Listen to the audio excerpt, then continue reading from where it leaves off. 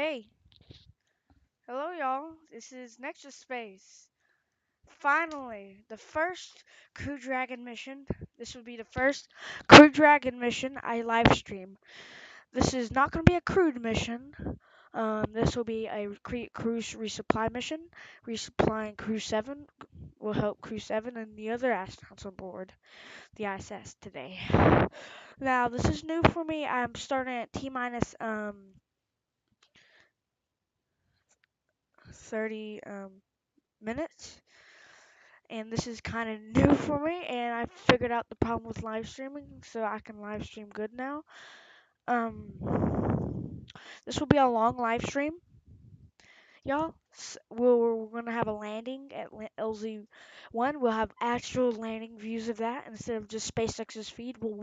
We will switch over to SpaceX's feed when the booster's in space, but when it does its when it gets close to its re-entry or entry burn, I'll switch over to the cameras in land so we can see the landing really good.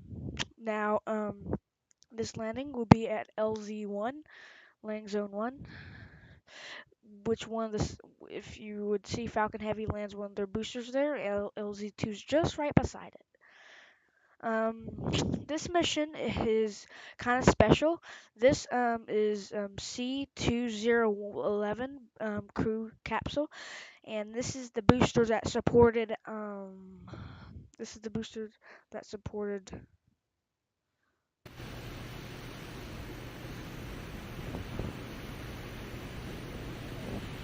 this is a booster that supported Crew 7, and it now it's supporting a CRS mission. Pretty sure this booster is only for like crewed missions, but I'm not that sure yet. But we'll find out. If it doesn't get used in just like missions like that, then we'll know for sure. Anyways, we're T minus 22 minutes. The propellant loader started on the first stage, and the second stage is gonna be get ready for propellant loading. This will be my hardest working live stream ever. I'm gonna put a lot of effort into this one. I expect to see CRS-29 to land. Um, the only noticeable thing I saw was the retraction of the tower when I just got back from somewhere. I saw a view of that, and it was cool. It was pretty cool. Um, we're T minus about 20 minutes. We're getting ready to see that best vent. That vent will vent off a lot of gas you would see on the booster and the tower and the second stage, the inner stage, anything. And the abort motors on the capsule will be armed. It's already been armed at T minus about 30 to 40 seconds. It will board out of here to save the stuff on it, so they could redo it on CRS-30 if they had to. But CRS-30 is a different payload. But if they had to do it, then they would do CRS-30 if they had that board. They would have to retry this, or they'll select it to a different company like ULA, the United Launch Alliance with Boeing, maybe. I kind of doubt that. The only company, it would be Antares. But actually, the Antares rocket's done for. So I think this is the only rocket that can support resupply missions. But anyways, just tell me in the comments if there's another one out here. Anyways, y'all should be seeing a large event coming from Falcon 9. It's T minus 2 minutes and 40 seconds until the launch. And at 20 seconds, you'll see a large vent come out from Falcon 9 in the launch tower. Now, I expect this video to be about 45 minutes long. And just sit back and enjoy the launch when it happens. But anyways, let's get into, I'm pretty sure that's the vent. That is the best event, I think. I think they did a little bit early. Or I'm just completely wrong. And T-minus 20. That was the best event. You see some large vending come up with Falcon 9 in the launch tower. This booster, um, booster 77, it, it it's funny because the other booster that supported it was first flight for that booster and the first flight for the capsule. This is two flights for the um, second or first stage and or second. This is two flights for the capsule and the booster if it lifts off. There'll be their second. Now coming at T-minus 19 minutes. We should get some SpaceX feed. I'll see if we can get some SpaceX feed. It looks like the camera views have changed.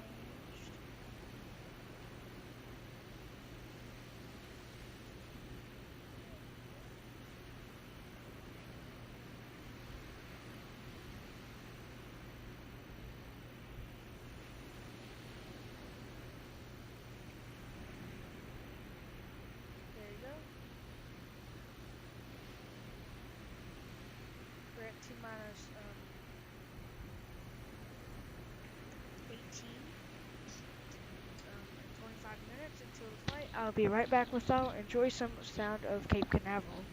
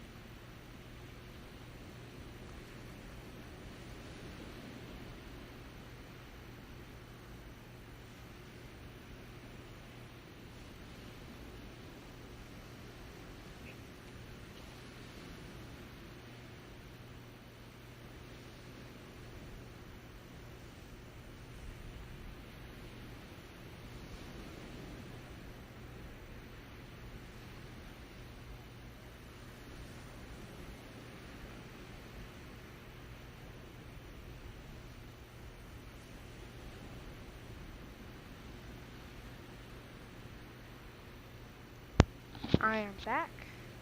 Now. Alright.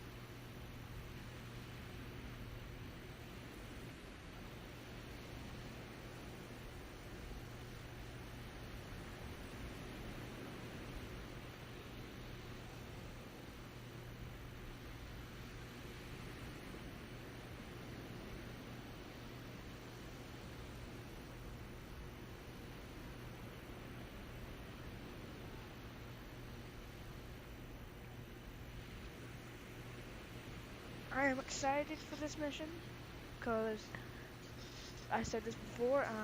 It will be the first crew capsule mission I support, and this will be the first resupply mission. But when it is a crew mission, I think Polaris will launch. That'll be the first one I record. I'm ready for Polaris. That launch is going to be insane. Falcon 9 is at T-minus 15 minutes into countdown for today's launch. I'll take this down for a second. I gotta do some final inspection before.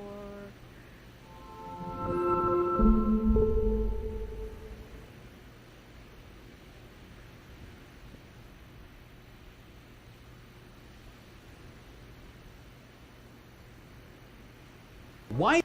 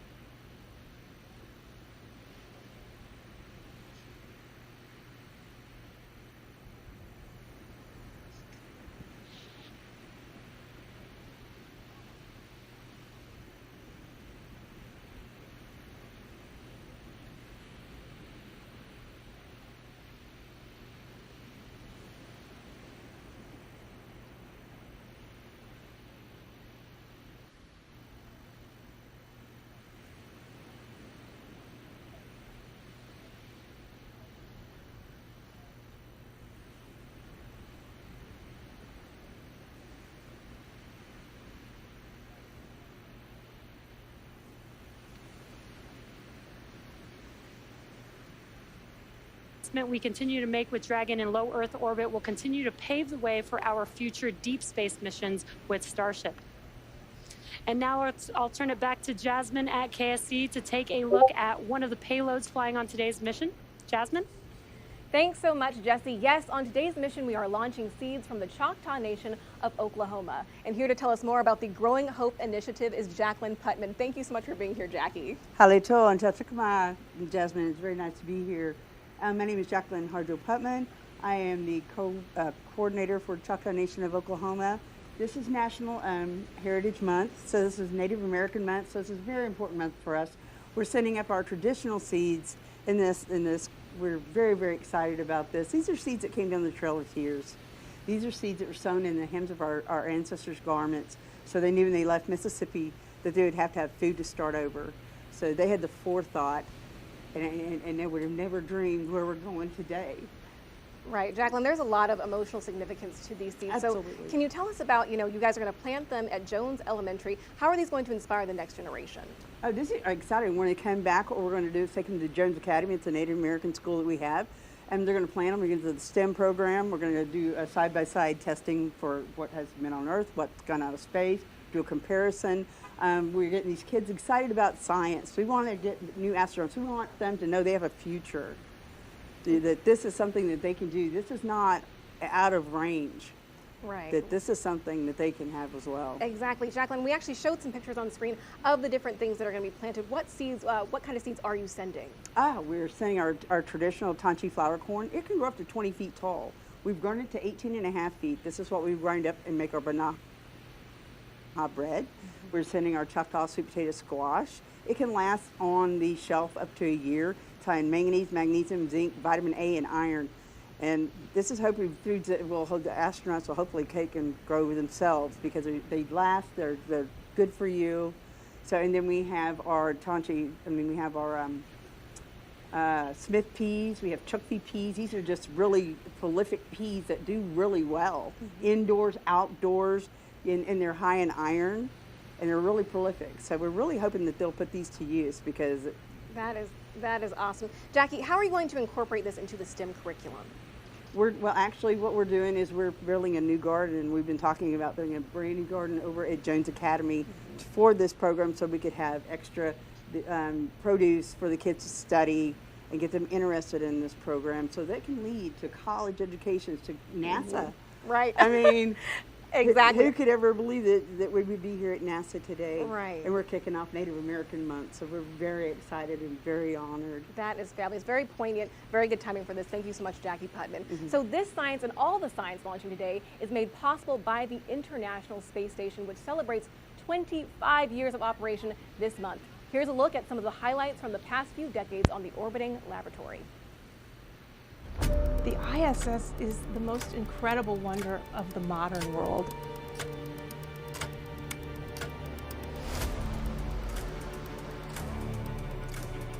Christina Cook, the first one through the hatch. We're pushing boundaries. We're doing things that nobody else was doing.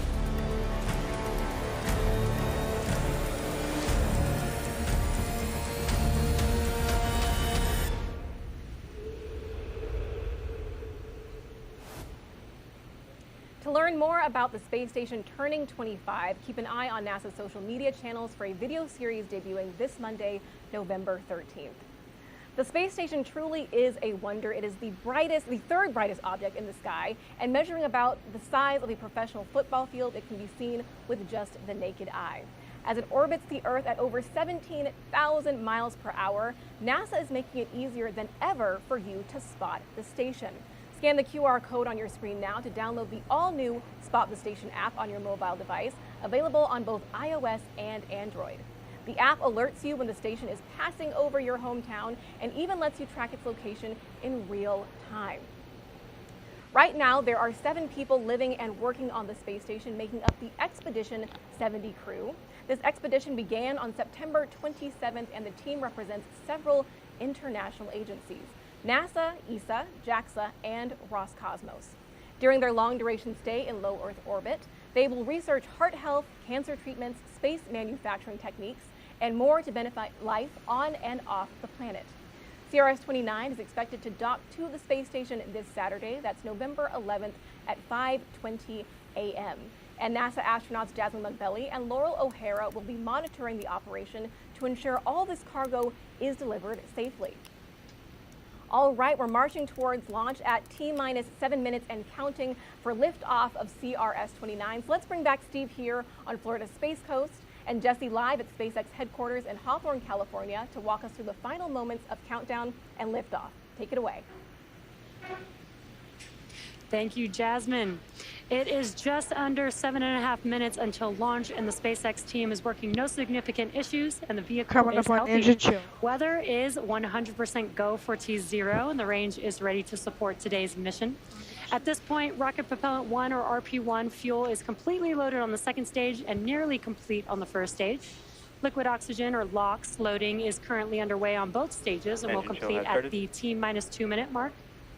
We just heard a call out for engine chill. We're also loading helium gas into both stages. Falcon 9 uses helium as a pressurant to backfill the propellant tanks, as liquid oxygen and RP1 are consumed by the Merlin engines during ascent. Helium load began before the broadcast went live and will continue to top off until about 1.5 minutes before launch. And SpaceX performed that engine chill just a few seconds ago, around T-minus 7 minutes. That's when the team flowed a small amount of liquid oxygen at minus 297 degrees into the Merlin engine's turbo pumps. And you may have heard the call there. Stage 1 fuel load is complete. They are basically doing that engine chill. They're basically prepping the propulsion system for the full flow of liquid oxygen. And by doing this, they avoid a thermal shock to the system, and that ensures that engine startup goes well. Dragon also began its startup sequence at T-minus 35 minutes when it coordinated timing with the Falcon 9 rocket. The spacecraft is currently undergoing vehicle health checks. It'll enter terminal count at about T-minus 5 minutes, with the next big step just a minute before liftoff, when Dragon will transition to internal power.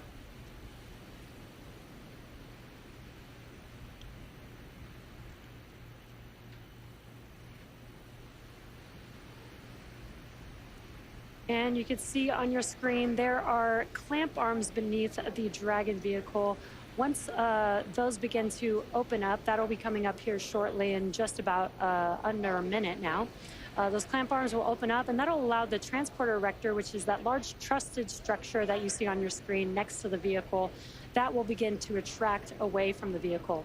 The transporter erector, the TE, is used for vehicle rollout and to route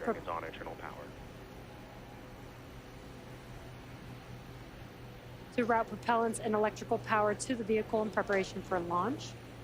Now, once the clamp arms are fully opened, that'll allow some room for that TE to be able to move back from the vehicle. In these last few minutes before T0, Falcon 9 is performing final health checks on its primary communications, avionics, and propulsion systems in preparation for flight. We may hear callouts that engines are sufficiently chilled as we get a little closer to liftoff, and then we did hear that call out that they are preparing for strong back retract. That is the TE that I just mentioned. And maybe a little hard to see, but the clamp arms should be opening very slowly there. Again, they are the arms just below the Dragon that you see there on your screen. And there you can see those clamp arms opening up. And again, as a reminder, the booster on your screen is flying for its second time and will be landing back on land at landing zone 1, which is not too far from the launch site. And there you can see that the clamp arms look like they're fully open now. That transporter erector can now begin to move away from the vehicle.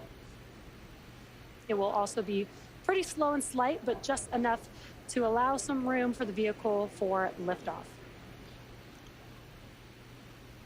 And at T-minus 3 minutes, 22 seconds and counting, we are waiting for a call for stage 1 liquid oxygen loading complete. This launch will take about 6,000 pounds of hardware, crew supplies, and science to the space station. Stage 1 LOX load complete. And there we have the call we were waiting for. Stage 1 LOX load complete. That is the liquid oxygen. One of the larger pieces of equipment that CRS-29 is carrying tonight is a technology demonstrator. It's called Illuma-T, and it'll transmit data to Earth on lasers.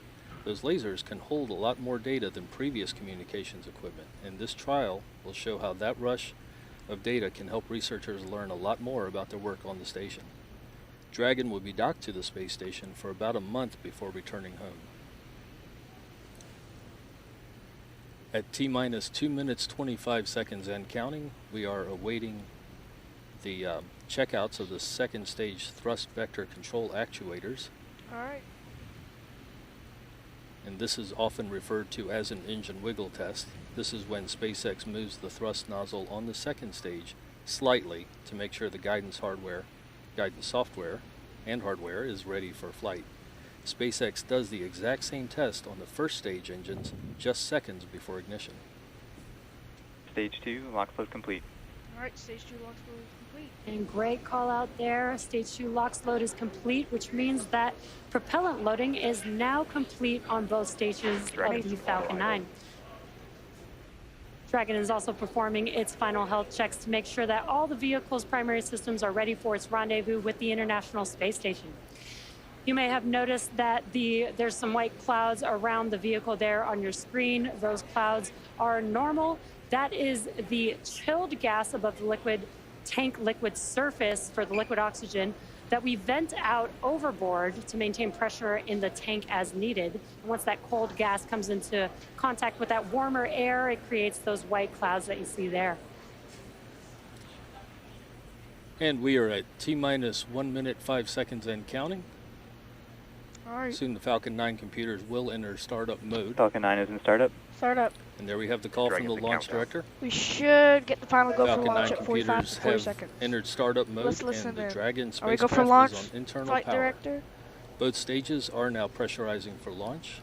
LD, go for launch. Go for launch. Falcon And there 9. we have the on-time go for call of the launch. SpaceX launch director verifying we are go for launch this evening. We're Liftoff going. scheduled for 8:28 p.m. Eastern Time and 14 seconds. At Go, launch, Dragon. the International Space Station will be flying 249 Godspeed, Dragon. 459 Go Falcon miles 9. over the Godspeed. Arabian Sea near the Go coast of CRS-29. Oman. We are 15 seconds to launch. 14, And counting. 13, 12, 11, T minus 10, 9, 8, 7, 6, 5, 4, T-minus 5, 3, 4, 3, 2, 1. 1. We have ignition. Ignition. And we have liftoff. We have liftoff. Yes, yes, yes, yes. Oh my And God. liftoff of CRS-29 carrying cargo, research, Full and a laser, pitching downrange. and a laser Engine communication. pressure is nominal. A laser communications demonstrator to the International Space Station, now in its 25th year of operations.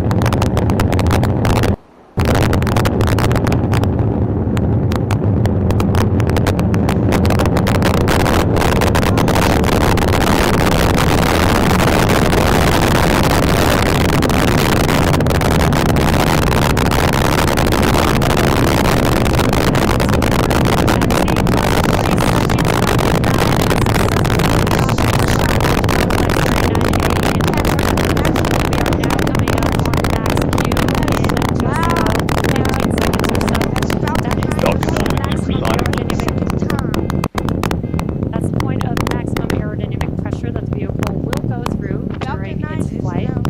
Supersonic. And you can Max say Q. Max Q, maximum aerodynamic Great call pressure. out there. We have passed through max Q. Now with that, we have 5 events coming up that will be back to back. First will be main engine cutoff. Main engine is that what you see on your screen. Those 9 Merlin engines are lit up right now, but we will have MECO, which is main engine cutoff. And that's where we'll shut down all of those engines that you see there on your screen. That'll slow the vehicle down in preparation for the next event called stage separation, which is where the first and second stages will separate from each other. Then the first stage will perform a flip to head back to our launch site for landing, while the second stage continues to light its Merlin vacuum engine to boost Dragon to low Earth orbit during SES-1, or second stage start 1. And the last event will be the first stage, starting up its 1 minute long boost back burn. Amazing. Again, those events are coming up here in a few seconds. And we Main have engine MECO. cutoff, stage separation, stage 1 flip, MECO. second stage engine start, and the separation boost back burn for that first stage vehicle. And back ignition. MECO. Stage separation confirmed.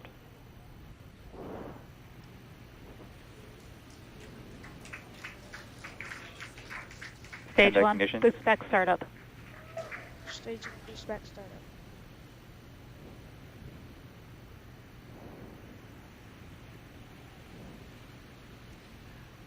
Love those views on your screen. You could see stage separation with the first stage heading back to land, and the MVAC engine on your screen lit up.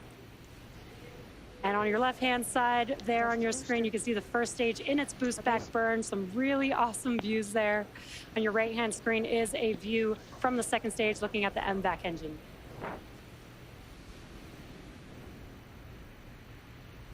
Again, this is just about a minute burn for this boost back burn on the first stage. It is the first of 3 burns required to bring the first stage back to landing zone 1.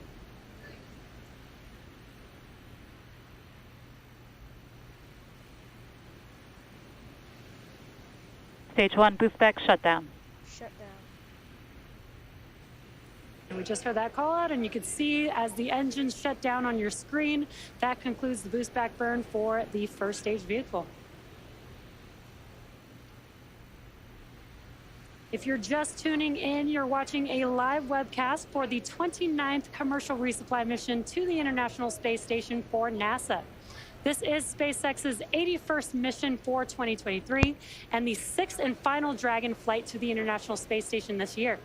We lifted off from Kennedy Space Center's Launch Complex 39A just about 4 minutes ago. And as a reminder, today's mission marks the 2nd flight for this Falcon 9 booster, which previously supported the Crew 7 launch earlier this year in August. This is also the first return to launch site for a cargo mission, which helps improve refurbishment and relight times for Falcon 9.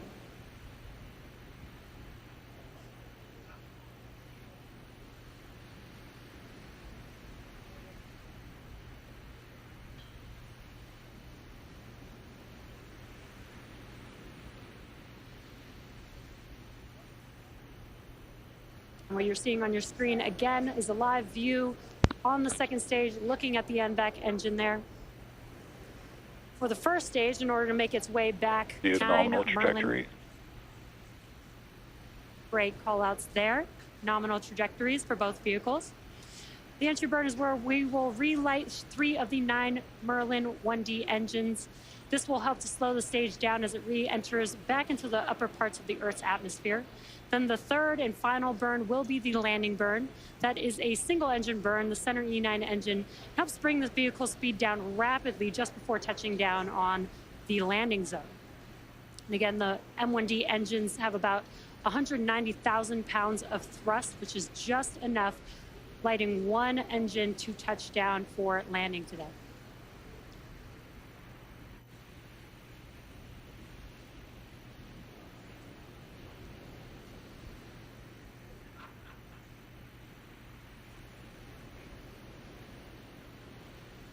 Amazing.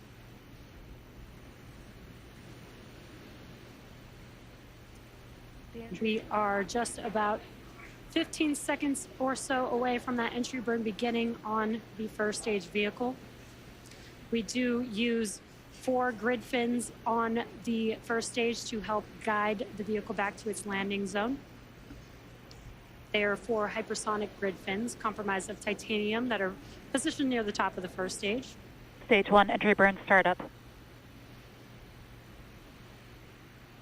There's that call out.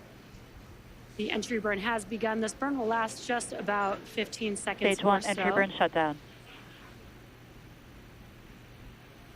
And very quick burn, but as you can see, those engines shut down on your screen. That concludes the entry burn for the first stage vehicle. And you can kind of see the grid fins there with a little gleam of light on your screen. Stage 1, FTSO safety. The vehicles continue to follow nominal trajectory. Excellent call-outs. The first stage vehicle also has 4 landing legs near the base of the vehicle. And that Getting ready for landing. Stage 1 transonic. Stage 1 transonic. They're deployed just a few seconds before touchdown of the vehicle. And if successful, this will mark the 243rd time that we've recovered a first stage booster, and that includes Falcon 9 and Falcon Heavy missions. Stage 1 landing burn. Landing burn. There's that call out. The landing burn has begun. You can see it there on your left-hand screen. Let's watch as Falcon 9 touches down. Stage 1 landing leg deploy.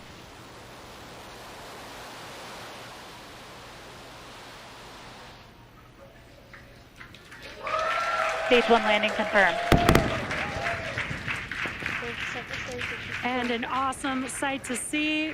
As you can see, the Falcon 9 first stage that supported today's mission landed for its second time and has previously supported the Crew 7 mission in August earlier this year. This marks the 238th successful landing for.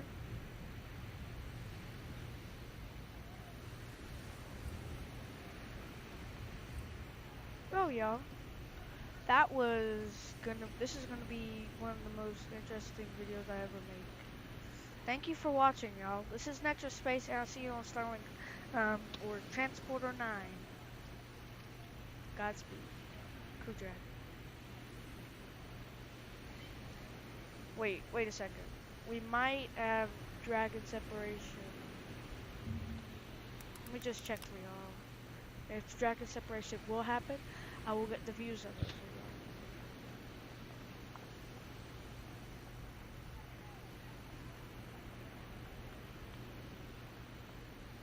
Alright, looks like we got Sika. I will not be showing that.